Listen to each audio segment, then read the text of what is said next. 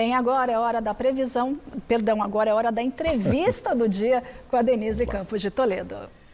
E nós vamos falar de pesquisas, de eleições. Eu estou aqui com o Jairo Pimentel, que é doutor em ciência política. Jairo, boa noite. Boa noite, Denise. Boa noite, telespectadores do Jornal da Gazeta. Uma grande alegria estar aqui hoje falando com vocês, discutindo um pouquinho sobre essas eleições deste ano, sobretudo aqui em São Paulo.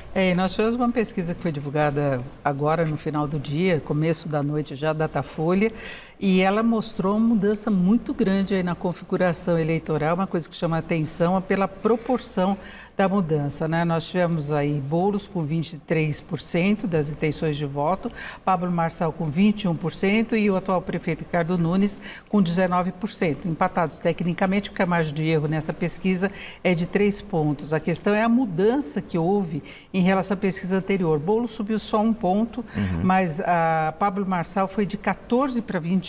Então, deu um salto. Ricardo Nunes caiu de 23 para 19. A Tabata foi de 7 para 8 e Marina Helena, do Novo, permaneceu com 4.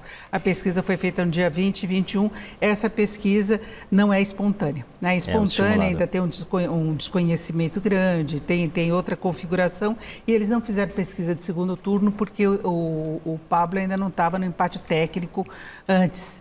Né? Então, só nessa pesquisa. Agora, eu queria saber como é que você analisa esse salto dado para Pablo Marçal. Olha, teve as ofensivas dele, teve debate já realizado com ele marcando uma postura mais radical, não só nos vídeos, mas em debates também. Né?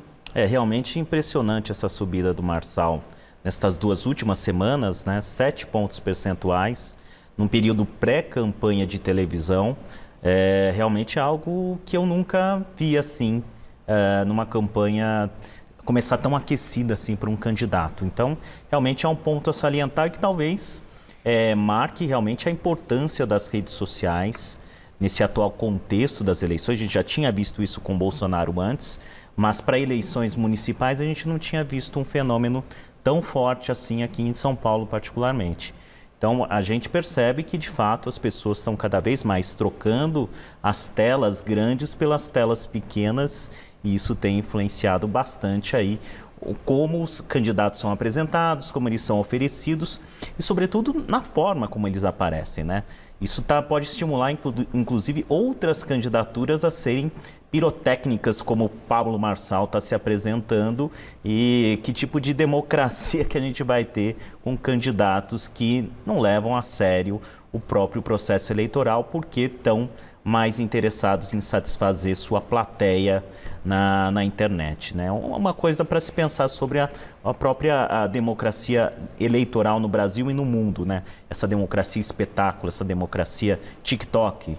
Será que vamos ter isso como tendência daqui para frente? Então é um ponto... E menos avaliação de proposta, efetivamente. E menos avaliação de proposta, né? Será que a gente vai ser pautado pelas polêmicas entre candidatos, em ataques, em coisas rasteiras? Será que é isso que os eleitores de fato querem? Fica aí a dúvida realmente se nós estamos adentrando uma nova era em relação a como os eleitores se informam e formam suas opiniões em relação aos candidatos. Agora, desde o início se prevê aqui em São Paulo uma polarização, porque nós tínhamos, ainda temos, né, o Boulos apoiado pelo atual presidente da República, pelo PT, que faz a parte da base de apoio dele, embora ele seja do PSOL, e de direita, apoiado por Bolsonaro, seria Ricardo Nunes.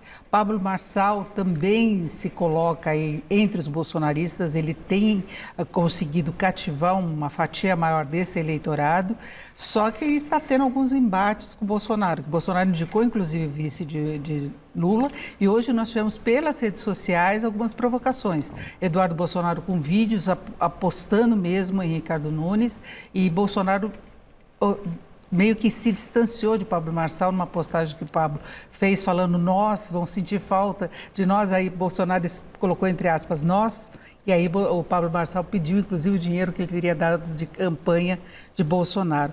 Como é que fica essa situação agora? Bolsonaro fica com Ricardo Nunes até o final, ele pode mudar para Pablo Marçal caso Ricardo Nunes continue perdendo espaço na eleição? Eu acho que tem um acordo costurado tanto com o Bolsonaro quanto o Valdemar da Costa Neto, que é o presidente do PL, e a tendência é que esse compromisso seja honrado até o final do primeiro turno. no mínimo, né? Quer dizer, se o Ricardo Nunes não for para o segundo turno, acho que daí se revê como que vai ficar essa relação entre o Marçal e o Bolsonaro. Mas, a princípio, eu acredito que Bolsonaro vai manter a sua posição de apoio, até para ter uma coerência, né, com o Ricardo Nunes, para tentar levá-lo ao segundo turno. Mas não indo para o segundo turno, é uma tendência, sim, de se aproximar mais do Marçal. É mais coerente do ponto de vista ideológico essa aproximação. E, sobretudo, para evitar, inclusive, que o Marçal se torne uma ameaça para ele no futuro. É melhor ter ele como aliado do que como um inimigo político, né? Porque ele vem ele pode ganhar força própria. Ele pode ganhar força própria, ele pode ter uma atração própria. Isso mostra que o bolsonarismo não é só uma ideologia baseada numa figura. É uma ideia mais ampla e qualquer candidato que foi adotado pelo Bolsonaro, que acabou sendo encarnado pelo Bolsonaro, mas que pode ter outras encarnações. E Pablo pode ser aí uma encarnação 3.0 do bolsonarismo, né? De uma nova vertente da direita que pode se contrapor ao lulismo e ao petismo. Ele está ganhando muito espaço também entre os homens e pessoas com renda mais elevada. Que é o perfil bolsonarista que a gente viu nas últimas eleições.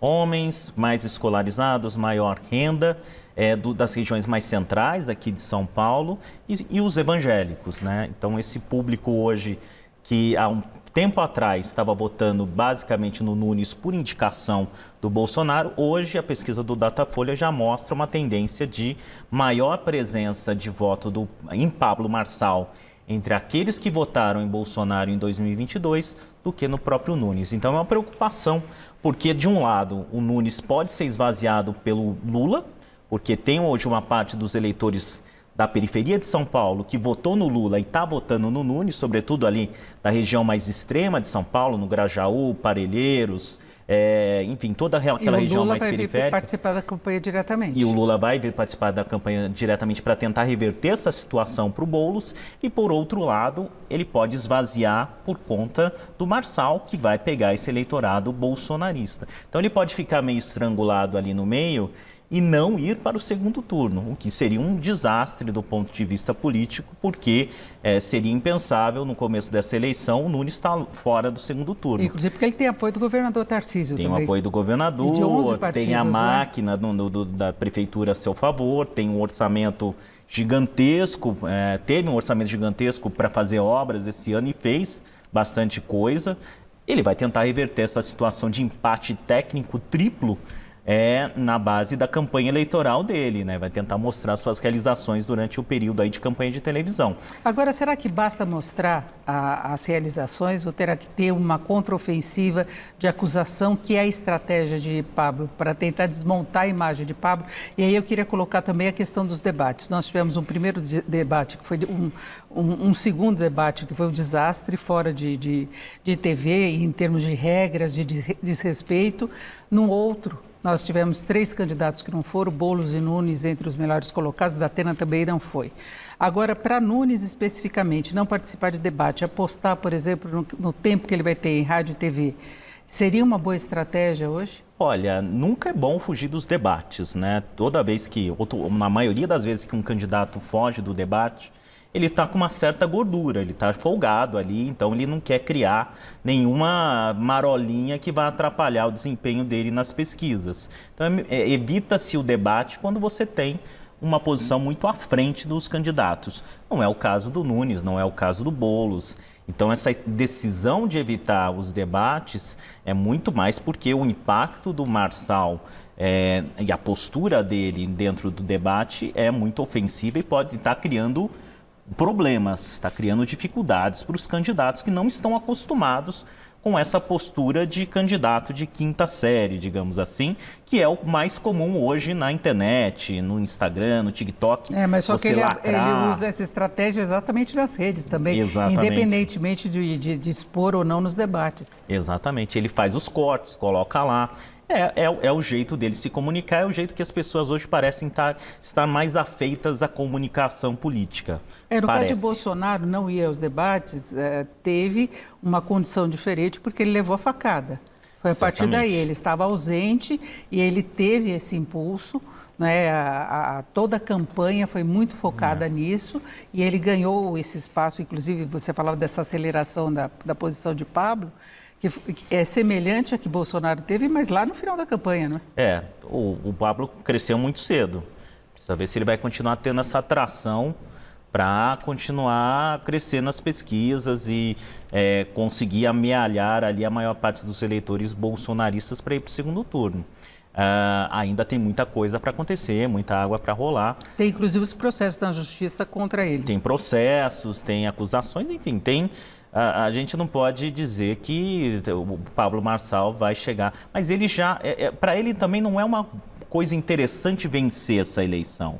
Eleição para prefeito de São Paulo, quando você se elege prefeito, é meio que um pá de cal na sua carreira política. São Paulo é uma máquina de moer políticos. Todos os prefeitos aqui que foram eleitos aqui, com raras exceções, depois não conseguiram avançar muito, né? Teve o Dória, que saiu, foi para governador, mas ele saiu em 2 anos, então ele nem esperou o final, aproveitou ali uma janela de oportunidade. Aqueles que continuam, Kassab, Marta, Haddad, todos tiveram muitas dificuldades depois para continuar, porque São Paulo não é uma cidade fácil de ser governada.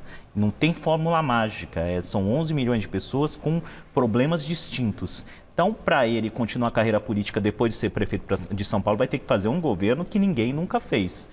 E não existe fórmula mágica e não existe coach de prefeitura. Então, dificilmente eu acredito que ele vai conseguir fazer esse espetáculo que ele está prometendo. Nem teleférico, nem coisas do gênero. Então seria uma gestão inédita mesmo. Seria inédito, teria que tirar o chapéu, de fato. Mas, do meu ponto de vista, me parece pouco provável, parece mais pirotecnia para galgar essa eleição, para fazer com que ela seja um degrau para ele alçar um voo para presidente. Tanto que ele nem está ligando para a eleição para prefeito, que ele estava em Barretos, fazendo campanha em Barretos, talvez para ser prefeito de Barretos, não sei. É isso, eu agradeço muito a presença do Jairo Pimentel, que é doutor em ciência política. Mais uma vez, obrigado, uma boa noite. Agradeço, até a próxima. Obrigado.